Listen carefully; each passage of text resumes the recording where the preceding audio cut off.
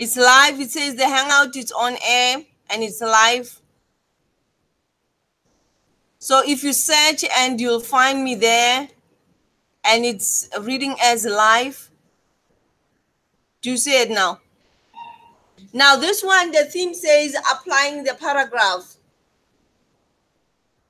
tab.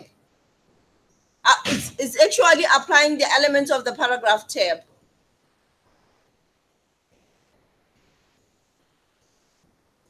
Guys, I'm on your screen. Check. Checking,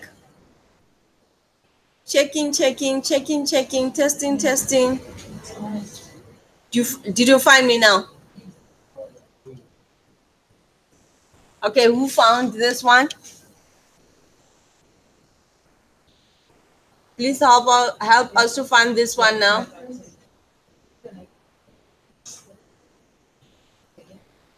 F5. Just F5 to refresh. You must find the one that says elements, applying the paragraph tab. Just F5 to refresh. Mute the sound. He's sitting next to me, he's not finding it. I don't see it too.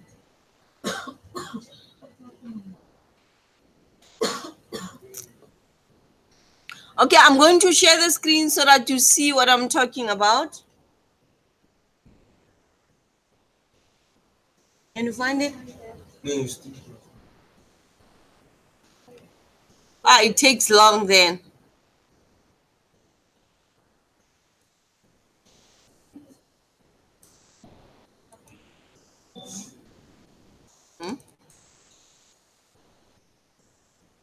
Yeah, he found it. He found it. You can find it too.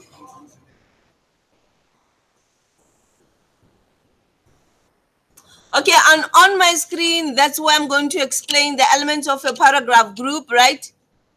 Now check. If you select your paragraph and you go to alignment tabs, do you see the alignment tabs? Align left, align center, align right, justify. First, I'm going to align left. If you align left, check. Your paragraph is straight on the left, but it's skewed on the right. Then if you center, it's skewed on both sides. And then if you align right, it's straight on the right, but it's skewed on the left. Then if you justify, then your paragraph is balanced. It's straight on both sides. It's like this. That's justifying your paragraph, okay? Now, as I promised, we take the heading and we center it. And then make sure that you center your heading and you justify your paragraph, then it will look like this. Now, your bullets by default is those round symbols, okay? Now, if you go to bullets and now click on the arrow of your bullets, that's where you get other bullets that have been used, okay? You can use recently used bullets or you can define your new bullets. Now, by clicking on define new bullet, you either use a symbol as a bullet or you use picture as a bullet or use a font as a bullet, okay? We're going to go to symbol and get a symbol as a bullet. Now, check.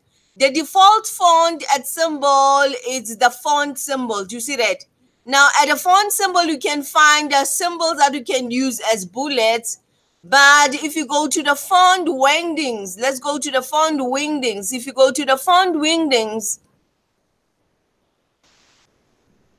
there's more symbols that you can use as bullets, okay? And then if you look at the instruction, you are asked to use character code number 54 to become a bullet.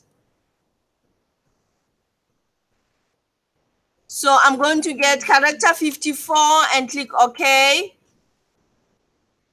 And click OK. Then your bullet is changed. Now the next item on this exercise is to change your line spacing.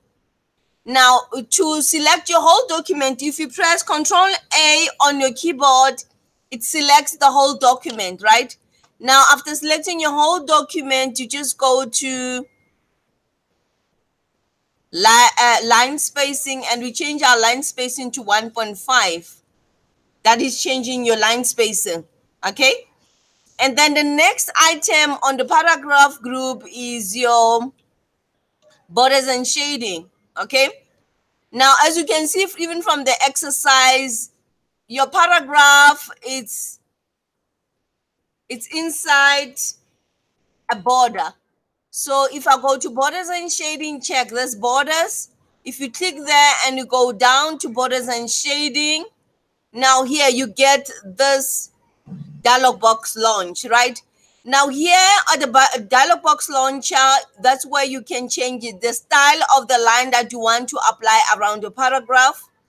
Check, I'm going to get a new style. Instead of using the single line border, I'm getting a triple line border, and I'm also giving it a color. And we can also change its thickness to 4.5 points. And now this border is going to be applied around the paragraph. And if you also want to apply the shading, then you go to the shading tab. And at the shading tab, you see the default is no color.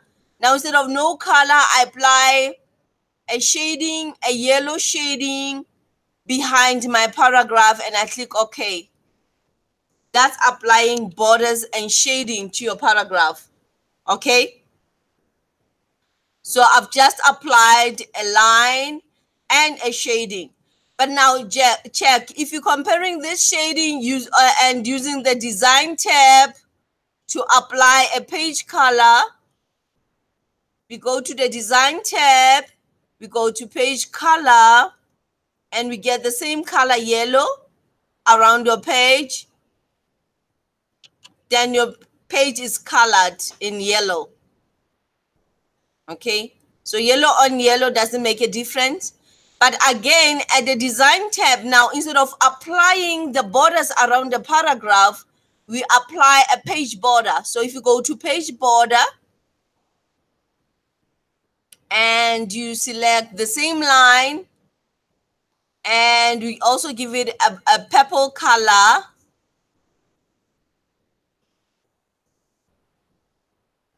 and we click OK. Check the same line. If it's around the page, this is how it looks like on your page. So it's different from applying a border on your paragraph. You see that? You can compare that. Okay, thanks for watching. I'm going to stop sharing now.